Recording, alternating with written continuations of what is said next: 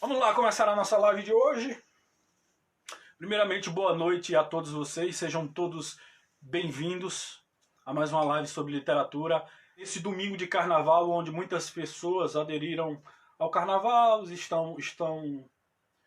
vamos dizer, estão festejando o carnaval. Vou falar sobre o carnaval no final da live, que tive uma conversa com a Rita de Cássia, não sei se ela está aí online, sobre a história do carnaval, e eu vou falar um pouco sobre a história do carnaval no final da live, tá bom? Vou falar também sobre outras coisas também, mas eu pretendo que seja uma live rápida, pretendo eu que seja, mas vamos estender até onde for necessário. Erlane Cavalcante, boa noite, avante sempre. Rosineide Helena, boa noite. Então vamos começar. Como eu falei para vocês, que traria os 3 livros que foram votados no Facebook. Os 3 livros foram votados, foram Memórias do Subsolo, do Fyodor Dostoiévski, foi também Orgulho e Preconceito, da Jane Austen, e também foi votado com 3 votos, Liras dos 20 Anos, do Álvares de Azevedo. Ok?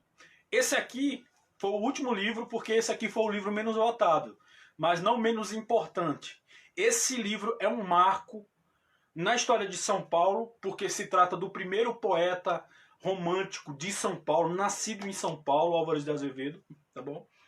Na história do Brasil, e digamos assim também sobre uma literatura introdutória à literatura byriana.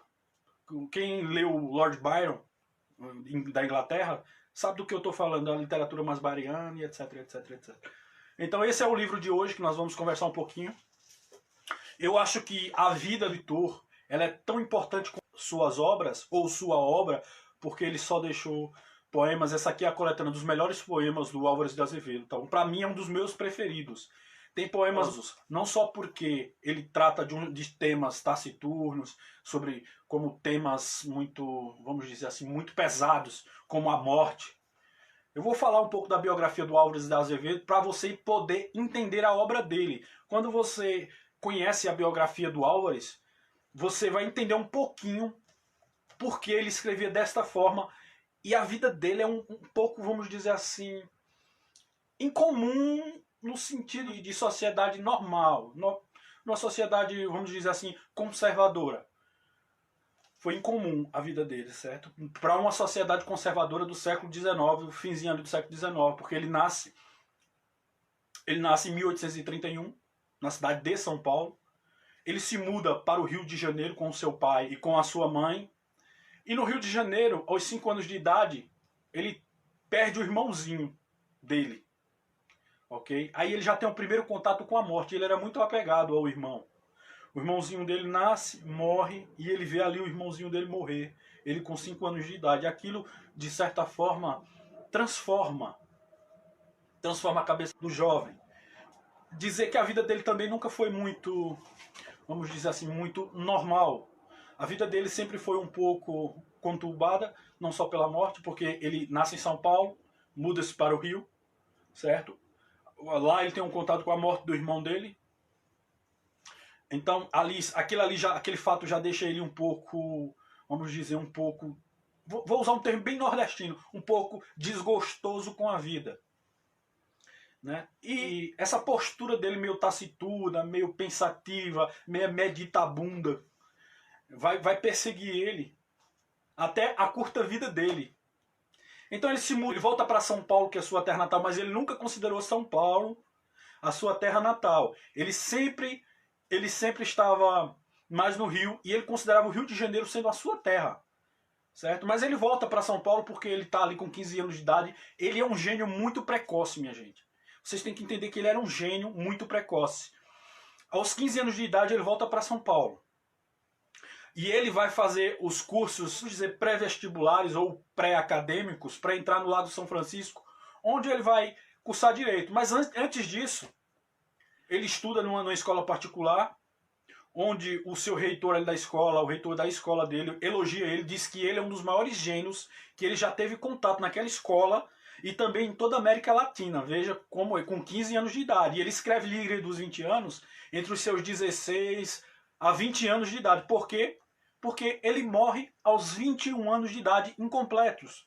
Um pouco depois dos 20 anos, Álvares de Azevedo morre. Ele é um gênio precoce, que morre muito cedo, e deixa essa obra aqui com quase 1000 páginas ele deixa de obra, mas não menos importantes. Lembrando que a vida de São Paulo naquele século, naquela época, São Paulo tinha pouco mais de 15 mil habitantes, certo? São Paulo ainda era pequeno, veja. A megalópole que se tornou e o que era São Paulo naquele tempo de Álvares de Azevedo. E saindo do Rio, ele vai morar com Guimarães Rosa. Ele vai morar com Guimarães Rosa, que era um outro poeta. E Guimarães Rosa, ele participava de uma confraria ou de uma sociedade secreta denominada Epicureia. E ali o Álvares de Azevedo começa a andar com ele ali naquelas sociedades secretas, naquelas confrarias, onde eles faziam orgias. Boa noite, Maria Aparecida. Boa noite, José Orlando Bernardo. E ele começa a andar ali com os artistas da época. Lembre-se que o Largo do São Francisco era um reduto de grandes gênios naquela época. Nós tínhamos muitos gênios frequentando o Largo de São Francisco. Lembrando também que os cursos em evidência, os cursos mais importantes, eram justamente medicina, quem fazia medicina, quem não fazia medicina fazia direito, quem não fazia direito fazia medicina. E isso vem desde a Europa para cá, né? Os dois cursos mais importantes, né? Boa noite, Zé Edmilson, Wanda Lopes, boa noite. E nisso, ele começa a frequentar essas orgias, essas festas, esses excessos. E Álvares de Azevedo já era uma pessoa muito doente. Álvares de Azevedo era uma pessoa muito doente, certo? E ele fica um pouco ali estarrecido, lembrando que ele era muito fã, mas muito fã, do Lord Byron. Lord Byron, poeta romântico inglês, certo? Que influenciou a geração romântica no Brasil. A primeira fase, Álvares de Azevedo fazia parte da segunda fase do romantismo brasileiro. Ele nasce em 12 de setembro de 1831. E ali a literatura inglesa influencia muito. A literatura europeia como um todo, certo? Os Estados Unidos, naquela época, não era tão pujante, vamos dizer assim, em literaturas famosas, mas a Inglaterra já. Porque os Estados Unidos também estava recém-criado, né? Lembre-se que naquele período os Estados Unidos ainda estava se assentando como país, se assentando, tentando impor a sua soberania à Inglaterra. Que houve vários acontecimentos naquela época, um pouco antes do nascimento de Álvares de Azevedo nos Estados Unidos e na Inglaterra, como a Guerra do Chá, e etc, etc, etc. Certo? Porque Estados Unidos, quem sabe de história, sabe que foi uma colônia montada a partir de ingleses, que saíram da Inglaterra para ir para a nova terra. Certo? Saudações, José Edmilson, José Orlando, avante. E Álvares de Azevedo ele começa a compor os seus poemas. E ele já é um cara que nasce póstumo. Ele já é um cara que nasce morto. Ele se sente morto. Ele não gosta da vida. Ele é um cara que reclama muito da vida.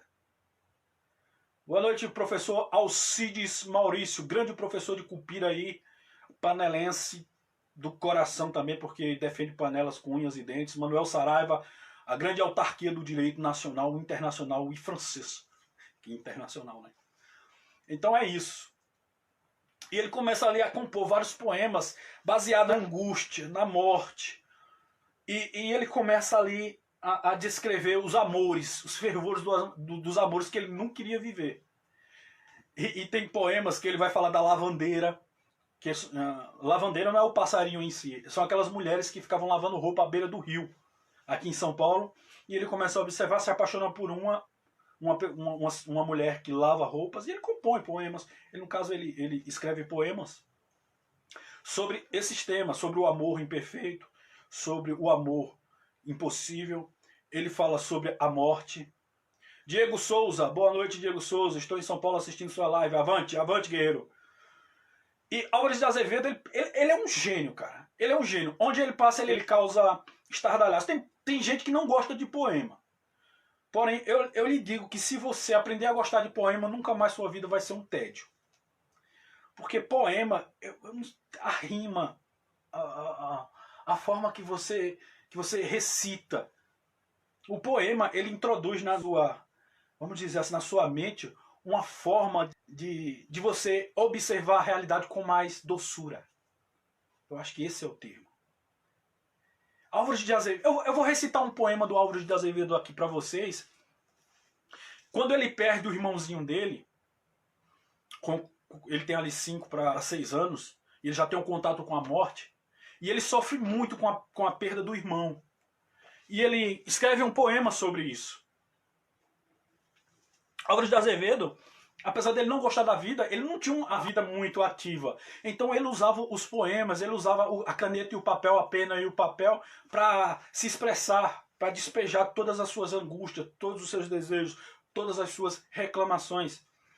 E quando ele perde o irmão, ele escreve um poema, eu separei aqui para vocês, e ele dá o nome a esse poema de Anjinho. Certo? Anjinho, porque o irmãozinho dele, novinho, morreu. E o poema diz o seguinte, eu vou tentar recitar ele aqui. Ele compõe esse poema baseado no irmão e também em Shakespeare, Hamlet, certo? E ele diz assim o poema: não chorem que não morreu. Era um anjinho do céu. Quem outro anjinho chamou, era uma luz peregrina, era uma estrela divina, que ao firmamento voou.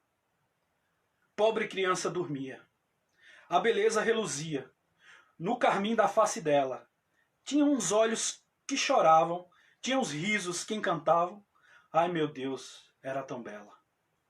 Um anjo de asas azuis, todo vestido de luz, sussurrou-lhe num segredo os mistérios de outra vida, e a criança adormecida sorria de se ir tão cedo. Tão cedo que ainda o mundo, o lábio visguento imundo, lhe não passara na roupa, que só o vento do céu batia do barco seu as velas do olho da popa. Tão cedo que o vestuário levou do anjo solitário que velava o seu dormir, que lhe beijava risonho, e essa florzinha no sonho, toda ovalhada no abrir. Não chorem, lembro-me ainda, como a criança era linda, no fresco da facezinha, com seus lábios azulados, com seus olhos vidrados, como de morta andorinha. Pobrezinho, oh que sofreu! Como convulsou e tremeu, na febre dessa agonia. Nem gemia o anjo lindo, só os olhos expandindo, olhar alguém parecia. Era um canto de esperança que embalava essa criança? Alguma estrela perdida?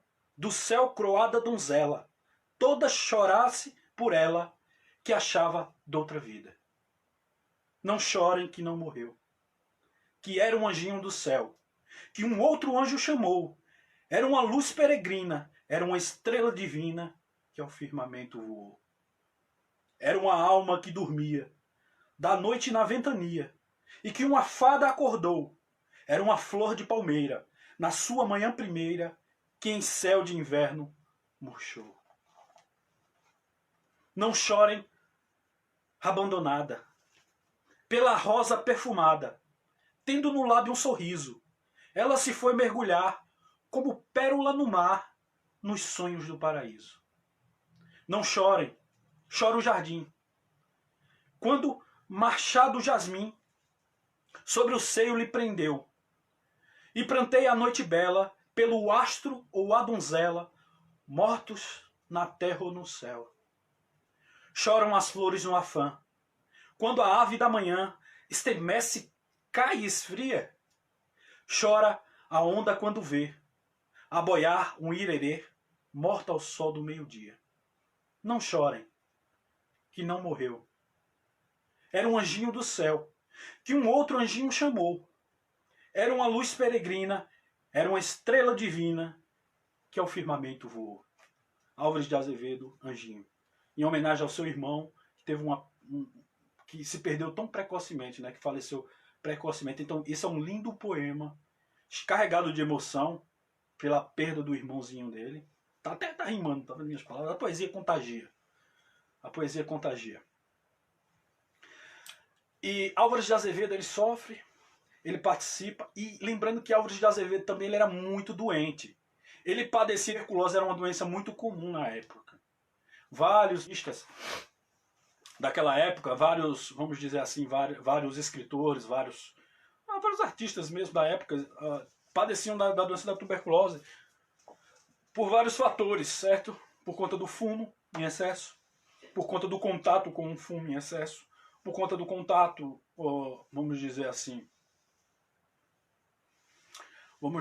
no final eu vou indicar José Edmilson. Por conta de vários fatores, vamos dizer assim, de saúde pública, certo? São Paulo também, naquela época, era uma cidade muito mais estruturada, lembrando que o Vale do Agabaú existiu, e foi aterrado, né, porque ali tinham muitos cordrumes, eu acho que é assim que chama, onde se tratava do couro de boi, né? Onde também se abatia muitos animais, quem não sabe disso agora está sabendo. Então ali eles lavavam o couro e ali tal. E aquela água do rio, do Vale do Anhangabaú era muito poluída, certo? É tanto que teve até uma crise sanitária em São Paulo, se não me falha a memória, no século XIX, ali no comecinho do século XIX. Teve uma crise sanitária seríssima em São Paulo. A primeira rua de São Paulo a receber iluminação pública foi a Barão de Itapetininga, que era uma das principais ruas ali, ligando a Sé e a vários lugares ali que só tinha aquilo ali, né? Porque São Paulo, o nome de São Paulo só veio se tornar São Paulo depois.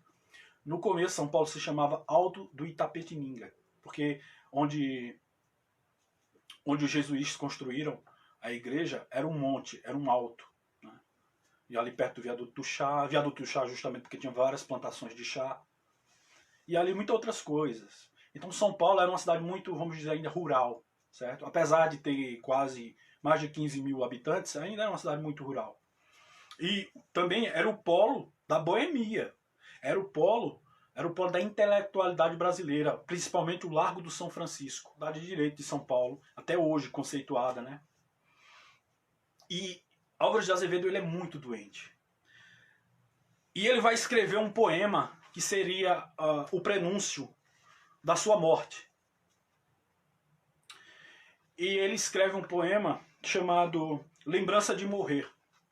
Veja que esse livro ele é dividido em 3 partes. A primeira parte vamos dizer que é uma poesia meio macabra, uma poesia meio satânica. Satânica no sentido porque ele também fala sobre isso. Satânica mesmo, esse é o termo, certo? É uma poesia muito obscura, uma poesia muito voltada às coisas ocultistas, né, por conta do contato dele com a confraria, com os outros intelectuais. Que avante Luan Victor! Com outras pessoas também que não viam na vida grande coisa. Como eu falei, ele era um gênio precoce que se cansou da vida muito cedo. Como alguns que nós convivemos, né, também tem este mesmo pensamento sobre a vida. Né? Parece que a gente já veio de outras vidas cansados, ou cansado. Né? E isso é um fato, ou um fardo. Né? E acontece que Álvares de Azevedo ele vai escrever um poema sobre a sua morte. E ele morre depois que ele escreve este poema.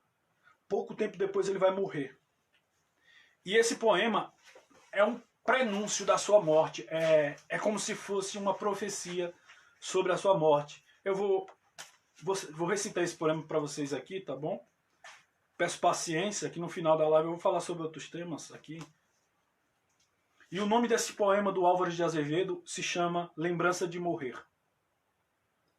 E ele diz o seguinte: quando em meu peito rebentasse a fibra, que o espírito enlança a dor vivente, não derramem por mim nenhuma lágrima em pálpebra demente.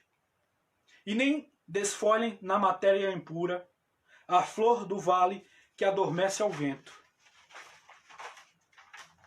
Não quero que uma nota de alegria se cale por meu triste passamento. Eu deixo a vida como deixa o tédio. Do deserto o poento caminho. Como as horas de um longo pesadelo que se desfaz ao dobre de um sineiro. Como o desterro de minha alma errante, onde fogo insensato a consumia. Só levo uma saudade desses tempos que amorosa ilusão embelecia. Só levo uma saudade e dessas sombras que eu sentia valer nas noites minhas. E de ti, ó minha mãe, pobre, coitada, que por minhas tristezas te definhas. Do meu pai, de meus únicos amigos, poucos, bem poucos, e que não zombavam. quando em noites de febre, endoidecido, minhas pálidas crenças duvidavam. Se uma lágrima as pálpebras me inundam, se um suspiro nos seios treme ainda, é pela virgem que sonhei que nunca aos lábios me encostou a face linda. Ó tu, que a mocidade sonhadora, do pálido poeta destas flores, se vivi foi por ti e de esperança, de nada vida gozar de teus amores. Beijarei a verdade santa e nua, virei cristalizar-se o sonho amigo. Ó minha virgem dos errantes sonhos, filha do céu, eu vou amar contigo. Descansem o meu leito solitário, nas flores dos homens esquecidas, à sombra de uma cruz, e escrevam nela, foi poeta, sonhou e amou na vida. Sombras do vale, noites de montanha, que na minha alma cantou e amava tanto, protegei o meu corpo abandonado, e no silêncio derramai-lhe um canto. Mas quando, pleno dia, ave da aurora, e quando à meia-noite o céu repousa, arvoredos do bosque abri as ramas, deixa a lua prantear-me a lousa. Álvares de Azevedo, Lembrança de Morrer. E depois que ele escreve este poema, deixa-nos o maior poeta, segunda geração do romantismo brasileiro, com uma obra fascinante que eu recomendo, Lira dos 20 anos. Lira, lembrando que é uma coleção de poemas, certo? É isso mesmo, Tiago. Não há derrota que nasceu para vencer. Essa foi a frase da nossa camisa escolar. Então, minha gente, esse é o livro de recomendação de hoje, Lira dos 20 anos, com esses poemas que eu recitei aqui. Perdoe-me se não recitei belamente, mas é porque eu não tenho um dom para poema. Gosto de ler, gosto mas para recitar eu sou péssimo. Mas é isso. Lira dos 20 anos, Álvares de Azevedo. Vocês encontram nas melhores livrarias, inclusive na livraria do Movimento Cultural, através do site www.movimentocultural.org. Na parte da livraria, com certeza vocês encontrarão. Lembrando que quem entra pela livraria do Movimento Cultural, você consegue vários descontos, certo? E é isso. Dica de leitura, ok. Vamos passar para alguns temas aqui, que me foi perguntado. Estava conversando com algumas pessoas, né, sobre o carnaval. E as pessoas me perguntam por que eu não apreciava, não festejava o carnaval. Eu expliquei para ele que, como cristão que sou, eu não frequentava porque é uma festa profana aos olhos do cristianismo, certo? E foi até uma amiga, a amiga Rita de Cássia, não sei se ela está online, se ela estiver, dar um ok aí. Ela perguntou por que era profano, como ela é uma católica fervorosa, participa de vários grupos da igreja católica e tal. Ela me perguntou, mas como é que eu nunca soube disso? Aí eu fiquei de contar um pouco sobre a história do carnaval. O carnaval, ele nasce como carnaval na Europa, precisamente ali em Veneza, certo? Na Itália, e se espalha para o mundo, certo? Nas Américas, a maior festa de carnaval que nós temos hoje não é no Brasil, tá bom? Nas Américas, lembre-se, Américas do Norte, América do Sul. A maior festa de carnaval que existe hoje nas Américas é em Nova Orleans, nos Estados Unidos, certo? Ali nascem várias tradições que foram adaptadas às nossas tradições, como, por exemplo, quando o prefeito da cidade entrega a chave da cidade ao rei Momo, certo? Isso foi criado em Nova Orleans, porque em Nova Orleans um representante da comunidade negra era quem recebia as chaves da cidade para governar os 4 dias de festa, no caso lá acho que é uma semana de festa. E o rei Momo, ele recebe essa chave e ele é o senhor do carnaval. Ele é a figura central do carnaval porque ele é o rei da festança. Lembrando que o rei Momo, o personagem, é baseado na grega, certo? Que ele representa ali a figura do rei Baco, que é o rei ou Dionísio, o rei do vinho e tal, e etc. Então ali nasce a figura do rei Momo.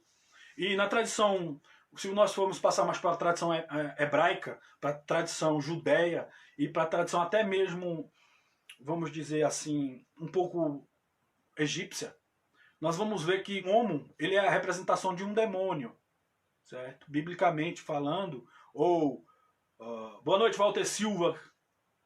Biblicamente falando, ele representa a figura de um demônio. Então, ao dar a chave da cidade ao rei Momo, você está dando, né, o poder do demônio dominar a sua cidade por 4 dias de festa, até a quarta-feira de cinza, tudo bem. Mas antes disso, de tudo, o carnaval nascer em Veneza, na Judéia antiga, principalmente em Roma também, em Roma nós tínhamos o bacanal. A figura do bacanal, ela é a figura da festa de Herodes.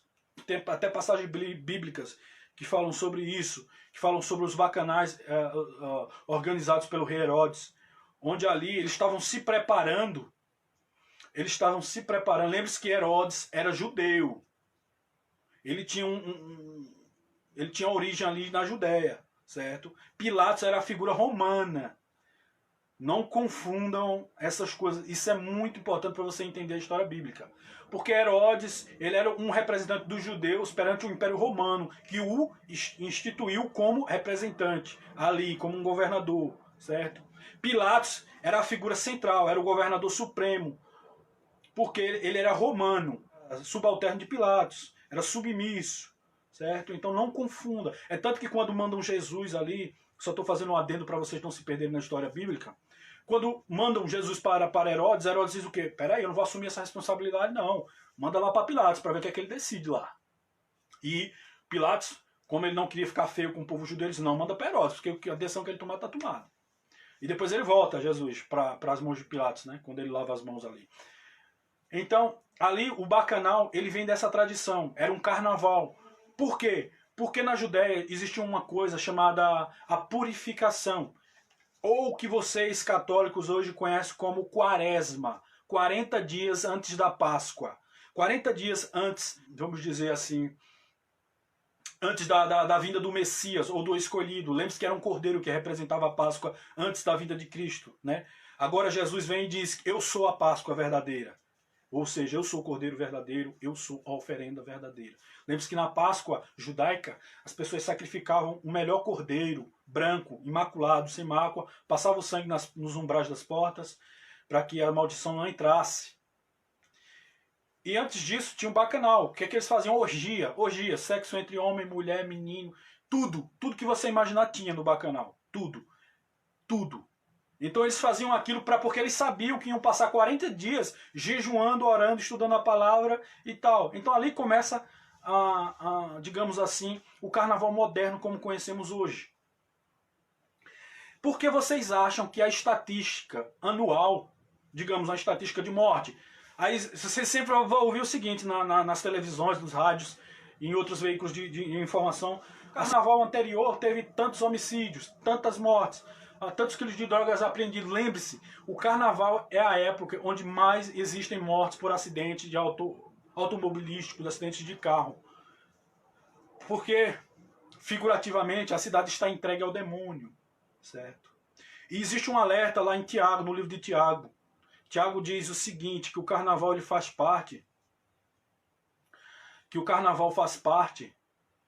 de uma tradição demoníaca, de uma tradição pagã, esse é o termo correto.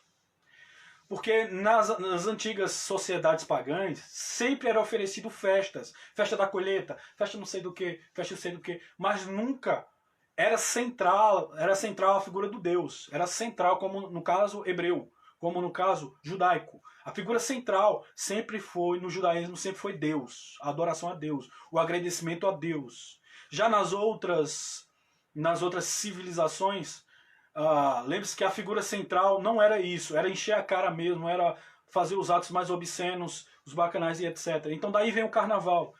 Aí respondendo a pergunta da Rita, foi isso que eu disse para ela. Eu disse, eu não comemoro o carnaval por ser cristão e por entender que... Aí citei para ela no livro de Tiago, se eu não me engano, eu vou até pegar a Bíblia, porque eu não gosto de errar a Bíblia, não. Eu tenho uma Bíblia aqui em mãos facinha. Não é a versão preferida, essa pior versão que existe da Bíblia é a de João Ferreira de Almeida, certo?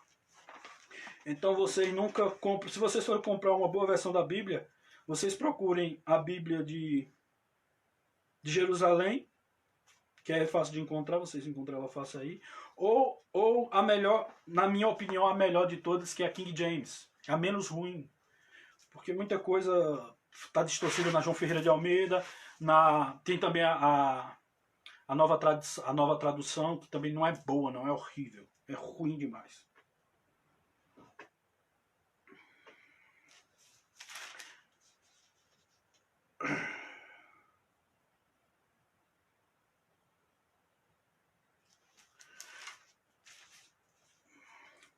E no livro de Tiago,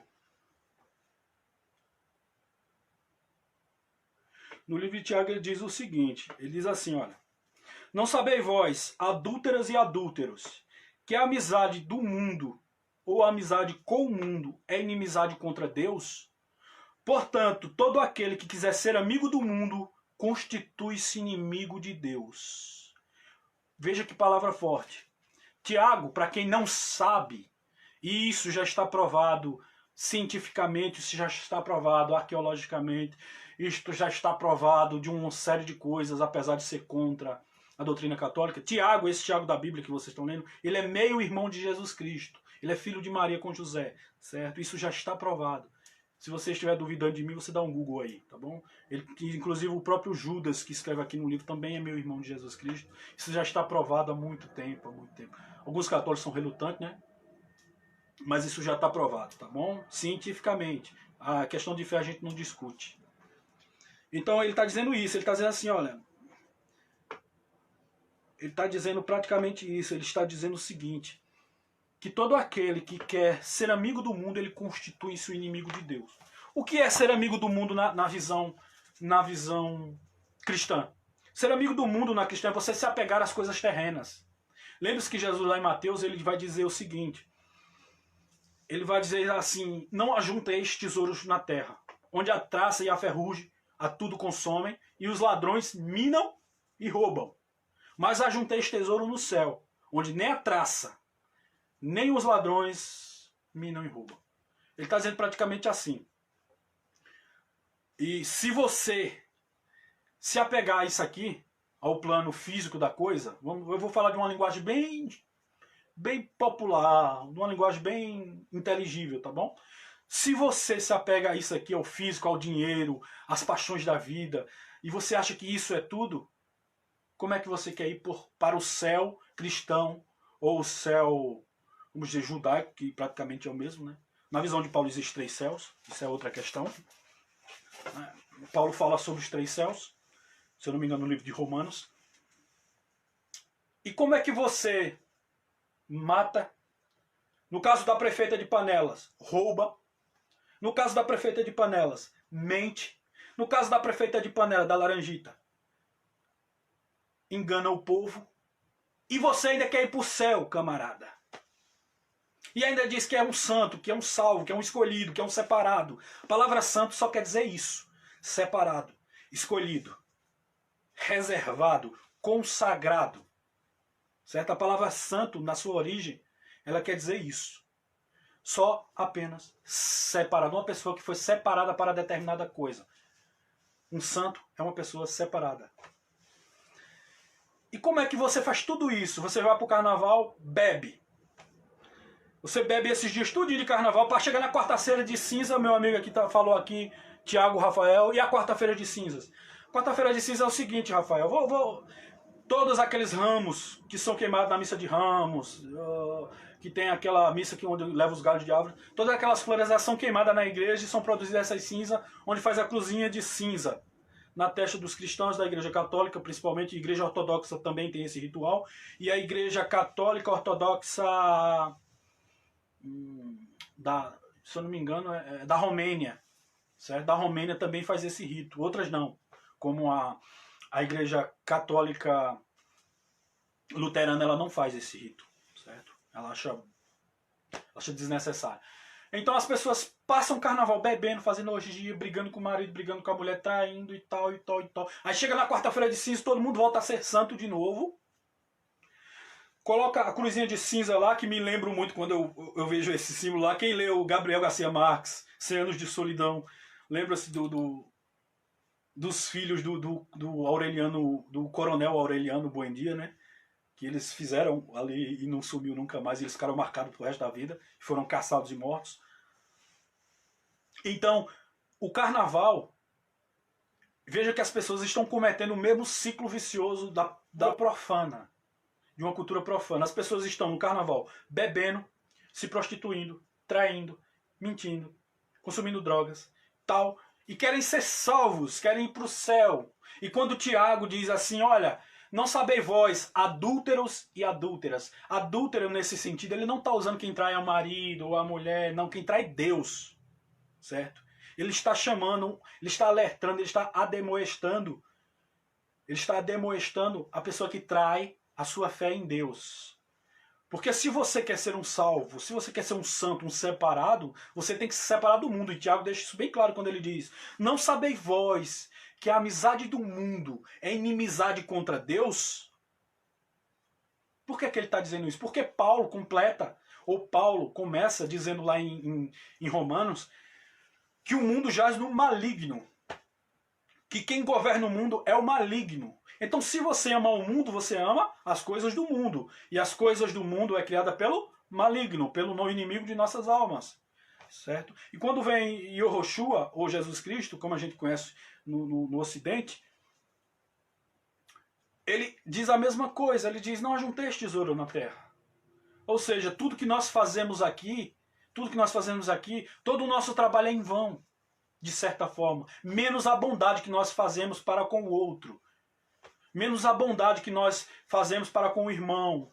Menos a bondade que nós tratamos o irmão. Menos o que nós fazemos um pelo outro. É tanto que Atos dos Apóstolos, pouca gente sabe que quem escreveu Atos dos Apóstolos, muitos evangélicos católicos não vão saber nunca. Eu já perguntei isso para pessoas que se diziam sábias na Bíblia. Eu disse que, então me diga quem escreveu Atos dos Apóstolos. Quem foi o escritor? Ninguém sabia que foi Lucas, o médico amado, que escreveu o Evangelho segundo São Lucas. Então é isso. As pessoas elas se apegam às coisas do mundo. Então vem Jesus e diz, não vos apeguei ao mundo. Isso aqui tudo é passageiro. Né? É tanto que vem um jovem rico para Jesus e ele diz, mestre, o que é que eu faço para ser salvo? O que é que eu faço para te seguir? Jesus fita ele nos olhos e diz o seguinte, olha, vai. E ele não disse que era rico, viu? Jesus sabia o que tinha no coração dele, porque, como diz Jeremias, né? O Senhor, ele sonda os corações da gente, sabe o que a gente tem de bom e de ruim. E Jesus disse, vai, vende tudo o que tu tem e distribui com os pobres. Depois tu volta aqui e me segue. E no Evangelho de Marcos, Jesus vai ser um pouco mais duro. E quando ele faz essa pergunta para o mestre, o que é que eu faço para ser salvo, o que é que eu faço para te seguir, Jesus diz, segue os mandamentos do Senhor. Ele falou, eu já faço isso todo dia. Ora ao teu Deus, ele disse, eu já faço isso todo dia. Então vai e vende tudo o que tu tens. E dai tudo aos pobres. Depois tu vem e segue-me. E aquele jovem ele fica triste. E aquele jovem ele pensa um pouco e vai embora sem dar resposta para Jesus Cristo. Para Yahushua. E ali, Jesus diz, é mais fácil um camelo passar no fundo de uma agulha do que o rico entrar no reino dos céus. Por que é mais fácil? Porque é mais fácil um pobre ser sincero de espírito do que um rico. Deixar toda a sua riqueza para se tornar um rico no reino de Deus. Por isso que tão poucos serão salvos segundo o cristianismo, certo? Respeitando as outras crenças das pessoas que não creem no cristianismo, que não é o meu caso. Então o carnaval nada mais é do que uma forma que vamos dizer assim, que o maligno encontrou para tomar as almas. Vejam, essas pessoas que morrem no carnaval, vocês acham que elas são salvas? Mesmo elas terem sido católicas ou protestantes, ou seguindo Deus até ali o período do carnaval, depois ali do carnaval, ele se mete no carnaval e morre, vocês acham que eles vão ser salvos? Uma vez eu estava num debate teológico com um pastor, que eu não vou citar o nome por questão de respeito, e nós estávamos na escola bíblica e esse pastor ele olhou para mim, fitou os olhos em mim, né? Fitou os olhos também em outras pessoas ali que estavam. Parecia que ele estava ensinando com medo. E ele disse que o maior atributo de Deus era o amor, que Deus perdoava as pessoas e que Deus queria salvar a todos. E que Deus queria perdoar a todos. Eu falei, pastor, isso é um grande engano, isso é um engodo que o senhor está falando. O maior atributo de Deus não é o amor. Ele fitou os olhos e me disse, mas como assim, meu irmão? Se João disse que Deus é amor? Eu falei, qual é o maior atributo de Deus? Olhei para ele assim, ele não me respondeu. Eu falei, eu vou responder para o senhor. O maior atributo de Deus é a perfeição. Deus, ele é perfeito. Deus, ele é perfeito. Certo, pastor? Ele falou, certo. Eu disse, portanto, Deus, ele tem uma base, o seu amor perante o ser humano e a sua justiça. E que ele não trai nenhum e nem outro. Porque se eu disser que o amor é o maior atributo de Deus, eu estou desfigurando Deus e Deus deixou de ser perfeito. Se eu digo que Deus é mais justiça do que amor, eu estou desfigurando Deus e Deus deixa de ser perfeito. Portanto, o maior atributo de Deus é a perfeição, é a estabilidade. Deus, ele é perfeito. Nem o amor, nem a justiça é maior. Por isso que ele vai julgar a todos, de forma justa, de forma perfeita. Certo? Então não se engane, essas pessoas que morrem durante o carnaval, essas vidas que se perdem, biblicamente falando, em um julgamento bíblico, que você pode fazer isso, certo? Ah, mas você está julgando. Não, não estou julgando segundo os olhos humanos. Eu estou julgando segundo o manual de fé e prática de todo cristão, que é as Escrituras Sagradas, certo? Então eu queria fazer esse adendo aqui nessa live. Pedir a vocês, não frequentem esses lugares, bares. Ó, bar, tinha um padre católico lá nos Estados Unidos, e ele disse que toda vez que ele passava em frente a um bar, ele via 7 demônios na frente de um bar. E as maiores tragédias que nós vemos hoje estão relacionadas às bebidas alcoólicas. Inclusive, a bebida alcoólica ela é porta de entrada para as outras drogas mais potentes. Então, se evitando o álcool, se você não tem controle, que é o meu caso, não posso beber, nem minha família, nós somos fracos para o álcool. Se você procurar evitar o álcool, é melhor, meu amigo. Tá bom? É melhor para sua vida, é melhor para sua família. Então é isso. O carnaval, ele é um período profano, é um período que agride diretamente a vontade de Deus para nossas vidas. Porque, meu querido, Deus não precisa de você para absolutamente nada. Deus não precisa de você para nada. Porque Deus, sem você, ele é Deus. Mas nós, sem Deus, não somos absolutamente nada. É nós que precisamos dele. Ele não precisa de nós para nada. Por isso que a salvação dele vem por intermédio da graça. Graça é favor imerecido. E quando Yahushua vem para a terra, ou Jesus Cristo vem para a terra e diz assim, eu vou me sacrificar por você, ele vem por graça, por favor imerecido. Ele tem uma morte ali vicária. Vicária, se você for traduzido para o latim, você vai ver que a morte vicária é uma morte substitutiva, porque ele não tinha pecado algum. Mas por conta dos nossos pecados, morreu. Sem ter nunca pecado.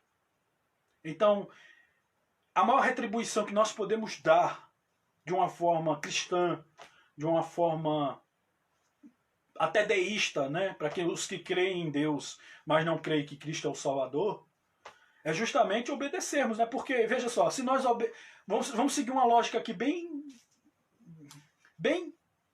simples.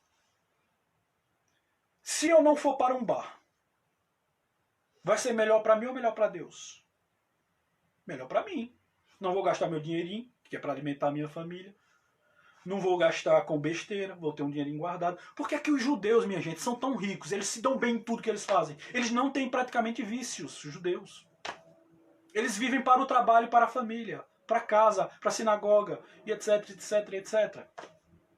Schelling é um filósofo muito famoso alemão e ele fala sobre isso em um livro Filosofia da Revelação. Ele vai fazer essa comparação. Inclusive, se vocês forem ler a história dos bancos, né, a história da criação dos bancos, vocês vão ver que os primeiros bancos eles nascem justamente dos judeus. Que eles emprestavam dinheiro ali. Tudo bem que era proibido na lei judaica mosaica. Existem várias linhas de judaísmo, tá bom? Existem 2 livros principais do judaísmo. No caso é o Talmud, que no caso é a lei humana. E existem a lei de Moisés, que é outra coisa. Então, minha gente, se nós deixarmos de frequentar essas coisas profanas, nós vamos estar fazendo mais bem a nós mesmos, a nossa família. Não vamos estar correndo riscos desnecessários. Vamos estar em casa, no calor do lar, no calor da família. Ou veja que várias igrejas, inclusive católicas, elas fazem retiros de carnaval justamente para afastar fiéis dessa festa profana que é o carnaval. A partir do momento que você estava conversando com um amigo lá na pastelaria, aqui perto de casa, e eu disse para ele que carnaval era uma coisa do diabo e que tudo isso aí estava integrado do diabo, porque até as leis hoje em dia estão para favorecer mais as coisas profanas do que as coisas divinas ou as coisas naturais. Ele me disse por quê? Eu disse porque hoje em São Paulo é proibido você mostrar o peito e amamentar um filho seu. Mas quando você vai para a televisão, tem um monte de mulher nua rebolando aí no carnaval e isso não é proibido. E seu menino está assistindo, sua filha está assistindo. Mas como é proibido uma mãe amamentar um filho no metrô ou num ônibus? E isso, mostrar as partes íntimas na televisão, não é proibido em horário nobre. Então veja que nós estamos num excesso de valores. Nós estamos numa inversão total de valores. Veja. Inclusive o dinheiro público é usado para isso. Eu estava vendo o jornal hoje, lendo o jornal, Folha de São Paulo. Folha de São Paulo não, perdão, o Estado de São Paulo. E tem lá a figura de alguém questionando o presidente da República, outro que só fala besteira, mas que está fazendo as coisas. E lá ele tá, uma escola de samba satirizou ele, né? Ironizou ele, xingando ele. Mas sabe por que fizeram isso? Porque ele tirou o dinheiro do carnaval e aplicou na saúde, aplicou na educação e preferiu aplicar nessas coisas básicas do que aplicar no próprio carnaval. Então vejam que as coisas hoje em dia elas estão tomando um rumo. É como as pessoas costumam dizer, as pessoas, principalmente os crentes, os evangélicos, os protestantes, né, que eles gostam de ser chamados assim, que tudo está anunciando a volta do Messias, a volta do Yehoshua, a volta do filho de Yahuwah Sabaoth. Então tudo está anunciando o fim da humanidade. Mas veja que Jesus Cristo, ou a salvação, ou a condenação eterna, já está vindo todos os dias para alguém. A partir do momento que você morre hoje, seu julgamento ele já veio. Porque Paulo diz lá em Hebreus, se eu não me engano, capítulo 1, versículo 4, ele diz que após a morte segue-se o juízo. Ou seja, após a morte, a sua sentença já foi dada. Você vai esperar somente o julgamento. Isso eu estou falando biblicamente, tá bom, gente? A visão espírita é outra visão, e tem outras visões. Como a adventista já crê a condenação eterna, um dia a dor ela se finda. Certo? Já na crença evangélica protestante, o sofrimento eterno é eterno. Você vai sofrer todos os dias, apesar de não ter tempo, será um período sem tempo, sem horas, sem minutos, sem essas coisas, vai ser eterno. Né? Algumas crenças mudam, mas isso não interfere na crença central, né, que é a salvação por Jesus Cristo, que é o mais importante, como ele diz que ele é a porta. Então é isso, minha gente. O carnaval é uma época profana. Eu falei para a moça que eu não participava dessa festa profana por conta disso, porque contraria os mandamentos cristãos. Certo? Eu prefiro ficar em casa lendo um bom livro, vendo um bom filme, estudando, lendo muito, certo? Para trazer boas coisas para vocês também. E isso só beneficia a mim. Certo? Eu odeio essa época de carnaval. É a época que eu mais odeio durante o ano, é carnaval. Por isso que eu prefiro me reservar. Prefiro ficar em casa. Saio no máximo ali na padaria e volto. Certo? E eu recomendo a todos vocês. Então fica claro aí a origem do carnaval, né? O contexto, vamos dizer, filosófico cristão da coisa, né? O contexto histórico da coisa, que nasce ali em Veneza, vou resumir, e que se espalha pelo mundo, e que hoje é o que é no Brasil. Certo? Tem um texto, tá até que faço aqui, minha gente. Tem um texto muito interessante para finalizar. Cada crença suas leis, é isso, Tiago. Eles chamam de dogmas. Certo, Tiago? Eles não chamam de leis, eles chamam de dogmas. Dogma, a palavra dogma vem do grego, que quer dizer verdade. Cada dogma significa sua verdade. Então cada religião ela tem seu dogma, ou a sua verdade. Vou dar um exemplo básico. O catolicismo ele crê em duas autoridades supremas para a conduta do cristão, que no caso a palavra de Deus, segundo os católicos, e a tradição. E a tradição tem o mesmo valor que a palavra de Deus. Já para o evangélico ou protestante, somente a palavra de Deus ou as escrituras sagradas ela tem um valor, certo? A tradição humana ela não vale de nada. Só a palavra de Deus é quem determina normativa a vida do cristão. Existe aqui um texto muito interessante do Paulo Mendes de Campos. Eu tenho esse texto aqui há muito tempo. Foi o Pierre que me passou ele há muito tempo. E a gente leu, eu gostei muito, e ele diz o seguinte, o texto. E o Senhor disse, agora criarei o mais estranho de todos os países. E ele será verde e amarelo e atenderá no concerto das nações pelo nome de Brasil. E ele nunca saberá com certeza o motivo do seu nome, pois com o Brasil pretendo mostrar aos homens que os caminhos do Senhor são desconhecidos. E erguerei do barro um poeta que dirá, o Brasil é uma república federativa com muitas árvores e gente dizendo adeus.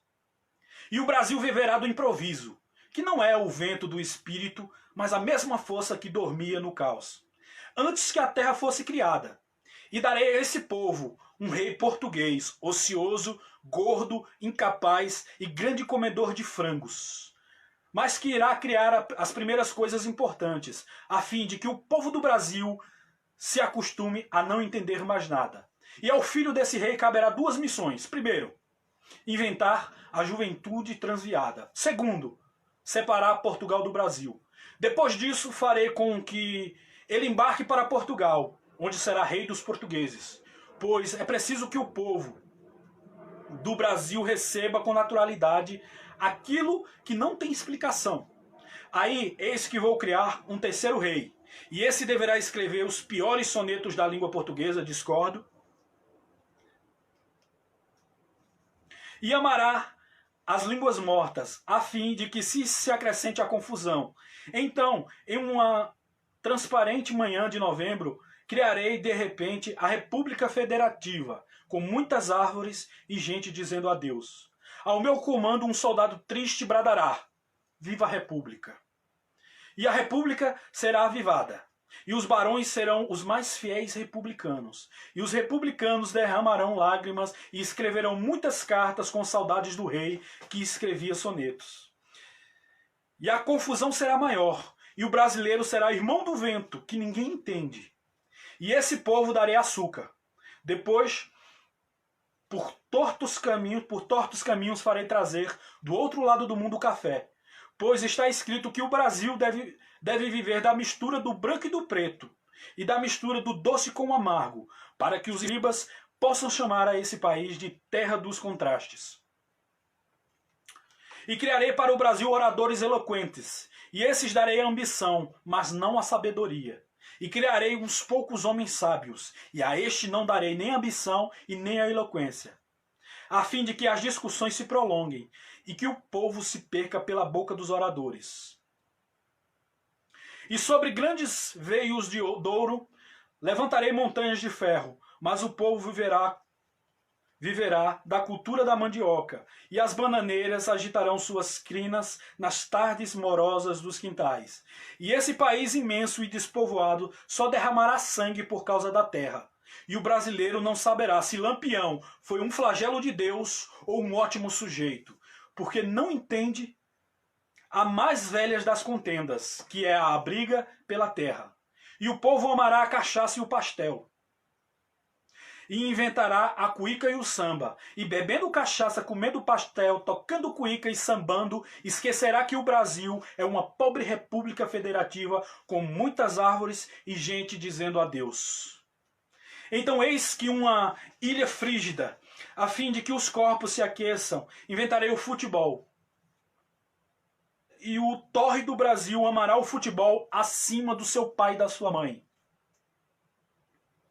Então criarei a Copa do Mundo, e um dia o Brasil perderá esse galardão na última batalha dentro dos seus próprios muros. 7-1 Brasil.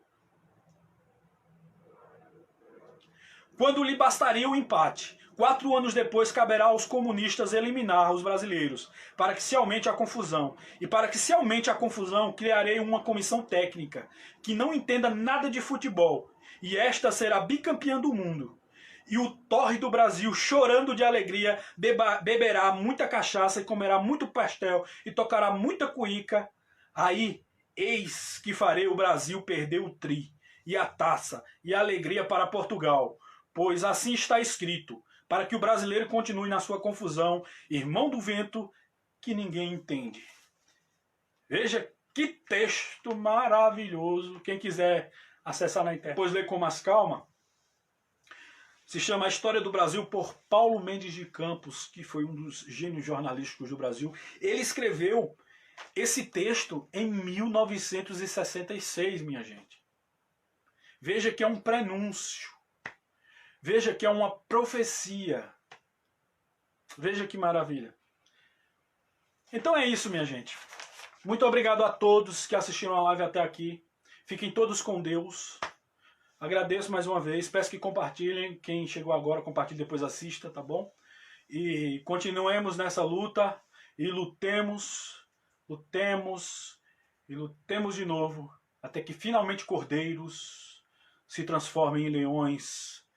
Avante, e avante, e avante. Fiquem todos com Deus.